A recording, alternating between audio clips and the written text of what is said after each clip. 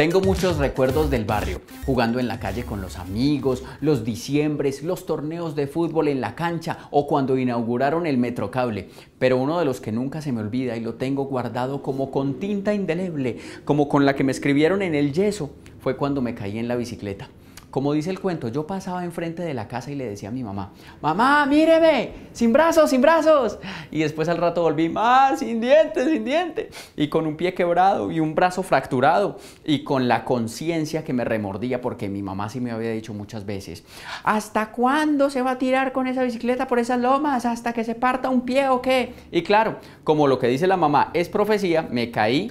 Me hicieron radiografías, me pusieron yeso, me hicieron terapias, hasta estrené diente. La ortopedia es un área de la medicina que se ocupa de todas las patologías relacionadas con el aparato osteomuscular, del hueso y de los músculos. Fracturas, desgarros musculares, luxaciones articulares. Crear tiene ingenio, la ciencia, la tecnología y la innovación detrás de lo que perciben nuestros sentidos. Hoy hablaremos de la tecnología aplicada a la ortopedia.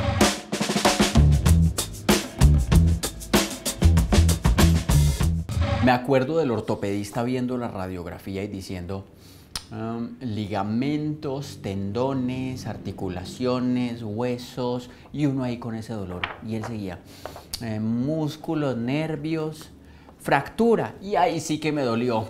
Y el señor dijo: fue un trauma complicado, le comprometió el pie, pero siquiera no pasó a mayores. Y yo como que ve a este señor hablando de trauma como si fuera un psicólogo sabiendo que es el ortopedista. No, yo sí quedé muy traumatizado y mi mamá también, ¿sí o no, mamá? Ay, sí, muy traumatizada, sí. Y él se rió y nos explicó que es que en ortopedia hay dos ramas y una de ellas, lo que me pasó a mí, es un trauma. Generalmente se divide en ortopedia y traumatología. Traumatología es todo lo relacionado con accidentes, fracturas, luxaciones, y la parte ortopédica, patologías que no necesariamente implican trauma, que se dan con el tiempo, a través de los años, patologías genéticas o hereditarias. Podemos calificarlas de acuerdo al segmento corporal. Por ejemplo, de la columna son los dolores lumbares, que tienen mucho que ver con la vida cotidiana, con las actividades que realizamos, cómo nos sentamos, cómo estamos trabajando, todas nuestras posiciones cotidianas. Trauma. Choque emocional que produce un daño duradero en el inconsciente. 2. Lesión duradera producida por un agente mecánico, generalmente externo. Claro, por el mecánico que dejó mal parqueado un carro, ahí perdí el equilibrio con la bicicleta y tome semejante trauma. Lo que sí me va a pasar si sigo pegado del celular 12 horas diarias es una lesión ortopédica sin trauma conocida como túnel del carpio. Y además, por andar sentado tan mal, dolor lumbar. Mejor me acomodo. Otra de las condiciones ortopédicas que se producen sin necesariamente haber un trauma son los juanetes, que además se llaman como torero español, ¿no? Juanete de Sevilla. Bueno, entre la ortopedia, como es una especialidad que tiene mucho que ver con la mecánica y la biomecánica del organismo, se utilizan múltiples herramientas. Podemos hacer una diferencia entre diagnóstico y tratamiento. El diagnóstico es la calificación dada por un médico de acuerdo a los signos que presenta el paciente. El tratamiento es el conjunto de medios que se emplean para curar una enfermedad. La rehabilitación hace referencia a los métodos que buscan que los pacientes recuperen las funciones perdidas o disminuidas a causa de un accidente o una enfermedad.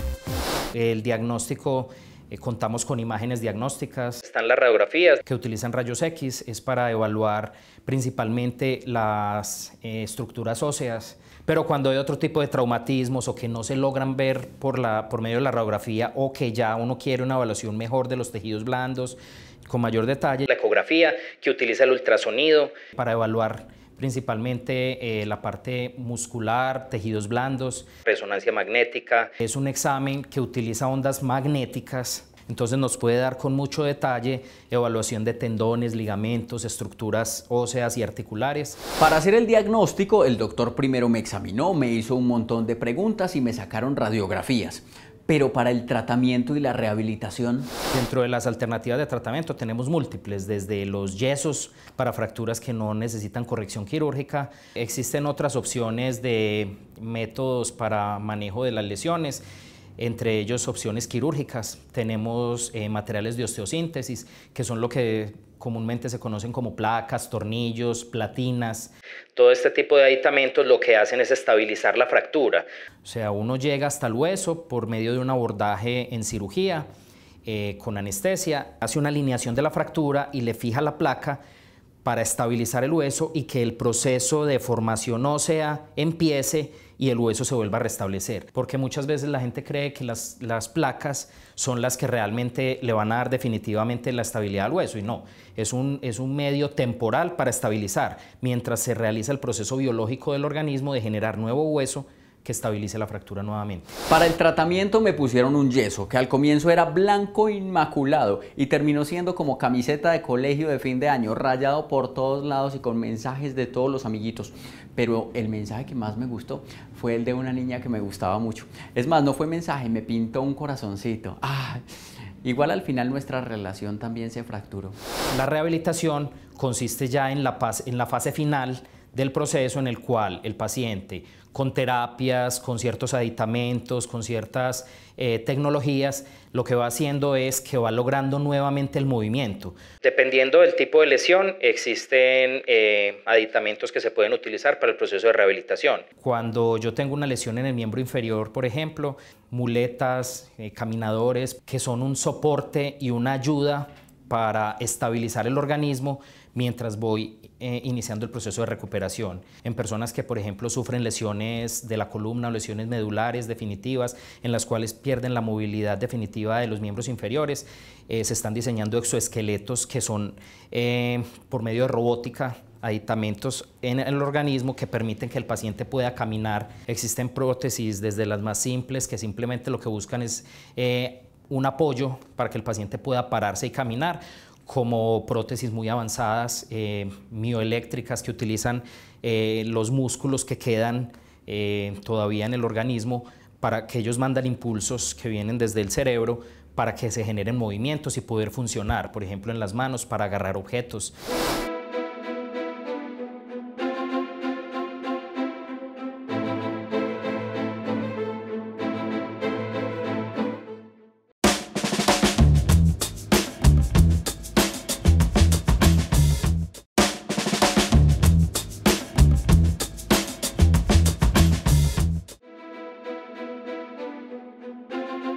El hombre paleolítico también se fracturaba los huesos y al parecer usaba la técnica de entablillado para tratar sus fracturas.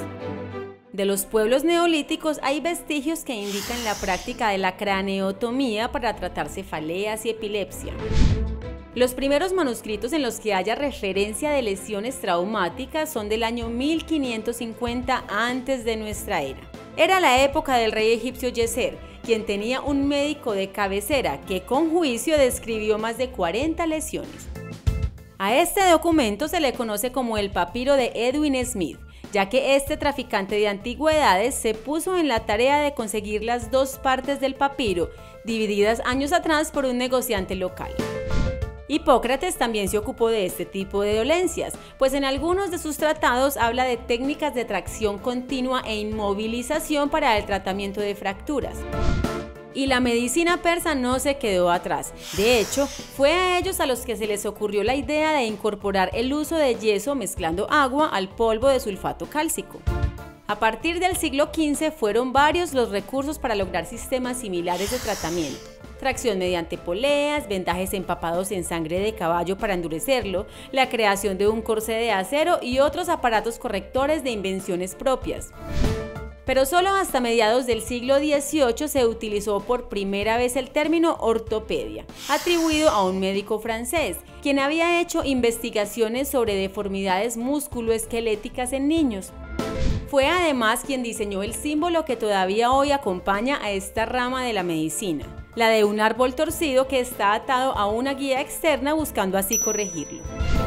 ¿A quién se le atribuye el nombre de ortopedia? Nicolas Andri. Hay dos cosas que no entiendo de las radiografías. Una, cómo hace un cerrajero para abrir puertas con radiografías. Y dos, cómo hace un médico para leerlas y entenderlas. Las radiografías y las ecografías. Aunque son diferentes porque las ecografías son hechas con ondas ultrasónicas y las radiografías con rayos X. Pero lo que ven es un hueso plano en 2 dimensiones y desde ahí tienen que hacerse a la idea, pero bueno, ellos estudiaron para eso, aunque ya no va a ser un problema, porque hay una compañía neozelandesa llamada Mars Bioimaging que elaboró radiografías en 3 dimensiones a través de un escáner que genera imágenes a color y tridimensionales de los huesos, los músculos y todos los tejidos del cuerpo humano. Por ejemplo, cuando yo evalúo un hueso y le tomo una radiografía, la radiografía me puede salir con el tamaño real o más aumentado o más disminuido el tamaño. Y si tomamos varias, pues podemos hacer todos los planos. Ahora existen las impresoras 3D que realmente lo que nos ayudan es a que tengamos una imagen real en nuestras manos de lo que está pasando en la estructura osteomuscular que está lesionada. Entonces lo que hacemos es construcciones reales de todo y de cómo podemos armar, por ejemplo, una fractura muy compleja, coger todos esos fragmentos, armarlos y hacer como un juego de construcción, pero que no lo estamos experimentando en cirugía, sino que ya llegamos preparados a la cirugía con esas estructuras. Como investigador senior en la Alianza SynDesign, he estado vinculado en el desarrollo de un simulador de ortopedia de distracción de huesos largos, principalmente en este caso en fractura de fémur. Este dispositivo nace como una necesidad de entrenamiento para todos los residentes de ortopedia. Nos encontramos en el laboratorio de prototipado. Este proyecto lo podemos ver compuesto de 2 grandes partes, una analógica y una parte muy importante que es toda la parte digital, que nosotros la llamamos de realidad virtual. Esta parte analógica está compuesta por un dispositivo de tracción, la pierna como tal sobre donde vamos a hacer la simulación, un arco en C y su respectiva mesa o soporte. Esta pierna hace toda la representación anatómica del cuerpo, fabricada principalmente en impresión 3D. Como el especialista tiene que ubicar partes de la tibia, patela o rodilla, partes de cresta ilíaca, pues se hace necesario que hayan, a pesar de ser impresión 3D, elementos flexibles, como lo pueden ver, y elementos rígidos, ¿cierto? A nivel interior, lo que es la parte ósea, se hace en impresión 3D, con materiales aptos para dichas aplicaciones en niveles de resistencia y acabados. Para simular todo lo que eran fuerzas deformantes o tendones, pues lo que hacemos es utilizar cauchos o terabanes con la debida inspección de los expertos que nos retroalimentan la fuerza deformante y la dirección deformante para que replique con ellos las fuerzas residuales que generan durante las maniobras de tracción o reducción de la fractura. Recordemos que la palabra reducción en el término médico para nosotros que no estamos tan familiarizados con ello es reducción, es simplemente la alineación de los huesos, ¿cierto? Acá tenemos entonces la representación de la parte pélvica y lo que sería el hueso largo del fémur, ¿cierto? En este momento pues lo que procedo a hacer es a quitar esta abrazadera, que es la que nos permite hacer la calibración del hueso y la que nos permite hacer la simulación de la fractura, ¿cierto? Como pueden ver, estas direcciones que toman los segmentos distales son las direcciones características en la fractura de una persona, ¿cierto? ¿Y por qué se dan? Por la ubicación, los ángulos y la fuerza de tensión que tiene cada uno de los tensores que aquí estamos representando. Pues yo confío en los médicos, pero no sobran simuladores como estos que les ayudan en la práctica médica. Pero además de estos dispositivos, ¿qué otras tecnologías se utilizan en la ortopedia? ¿Saben qué? Se deberían inventar un yeso especial, que uno pueda guardar la última vuelta del yeso donde están todas las firmas de los amigos para el recuerdo. Así tendría todavía el corazoncito que me dibujó Cristinita. Pero digamos que en cada cosa hay una tecnología. Simplemente el fraguado de un yeso y saber que hace una reacción química para poder que se endurezca, eso es tecnología. Unas muletas que me puedan permitir un apoyo. En los implantes hay una tecnología que es un desarrollo constante buscando mejorar, hacer nuevos diseños. Cada vez se está avanzando más en qué tipo de metales se utilizan y aleaciones, que en algunas ocasiones son uniones de diferentes metales para lograr una construcción cada vez más tecnificada, prótesis que incluso van hasta con sensores cerebrales en los cuales desde el cerebro se manda la orden para que la prótesis funcione. Por ejemplo, hay dispositivos como clavos intramedulares en los cuales nosotros utilizamos un navegador en el que vamos viendo dónde tenemos que poner el tornillo desde afuera, y eso nos ayuda a que en cirugía, por ejemplo, no tengamos tanta irradiación tomando radiografías dentro de la cirugía.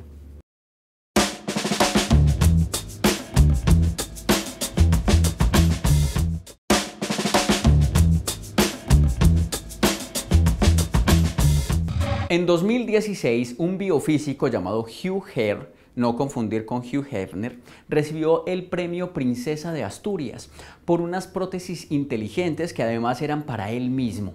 Este ingeniero además era escalador y tuvo un accidente en las montañas rocosas canadienses y perdió las piernas. Y se ingenió unas prótesis controladas por microprocesadores que emulan la funcionalidad de rodillas, tobillos y pies, y así puede moverse con mayor naturalidad que la rigidez característica de otro tipo de prótesis. Desde ahí es todo un referente de la biomecánica. Yo diría que la ortopedia en Colombia está a nivel del mundo. Aquí contamos con dispositivos de alta tecnología, aquí contamos con materiales que se desarrollan en todas partes del mundo y que aquí se traen y que incluso se generan. Muchas veces hay convenios entre instituciones universitarias y hospitales para desarrollar cada día proyectos en los que tratamos de dar respuesta a esos interrogantes y a esas inquietudes que se nos van generando todos los días en nuestra práctica médica. Otra parte importante que queremos demostrar es estos dos sensores, ¿cierto?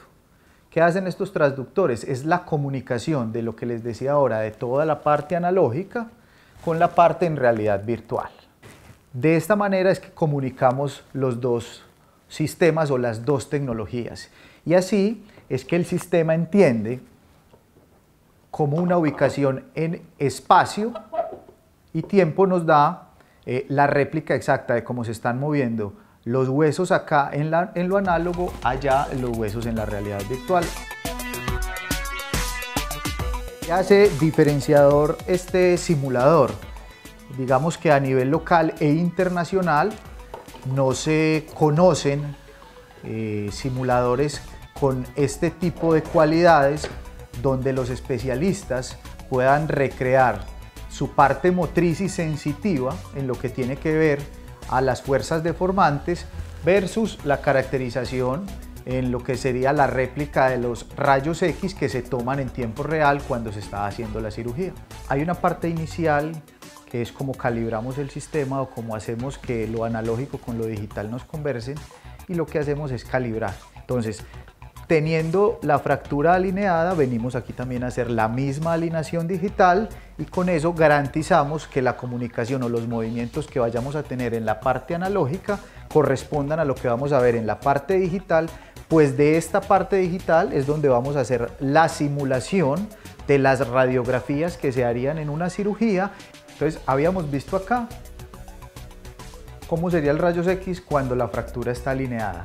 Ya generamos la fractura en el modelo blando y ahora vamos a tomar una radiografía. Ahí podemos ver que la fractura ya está generada. Partiendo de esto es que el especialista empieza a hacer los movimientos y las técnicas y de esa manera se va aproximando. ¿Qué queremos resaltar de este tipo de tecnología en realidad virtual? Que su representación en lo que tiene que ver en una cirugía es de alto porcentaje real, ¿cierto? Y los aproxima a ellos en su curva de educación de entrenamiento a reducir los tiempos y con ello que cuando hagan las prácticas en su vida real, pues los tiempos de exposición a los rayos X pues se reduzcan, que para ellos es bastante perjudicial y cancerígeno, está demostrado, a nivel de paciente, pero más a nivel de médico, que hacen varias repeticiones de cirugía en una semana, entonces se irradian muchas veces por semana. Al hacer, digamos, el acercamiento y reducir toda la parte de curva de aprendizaje, pues harán que ese tipo de radiaciones en la semana sean mucho más pocas.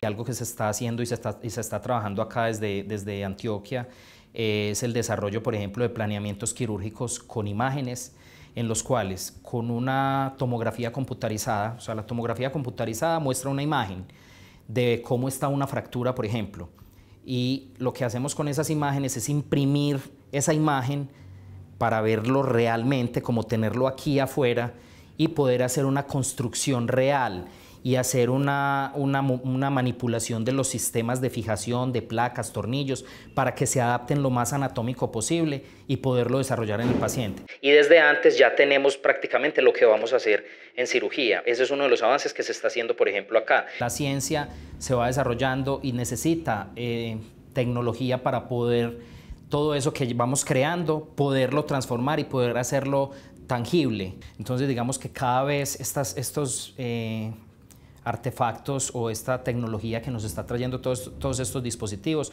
lo que está logrando es que el paciente tenga unos resultados mucho mejores, más anatómicos, o sea, más parecidos a lo que tenía previo a la fractura, y que la rehabilitación sea mucho mejor y que el paciente pueda en un futuro lograr la mayor independencia posible.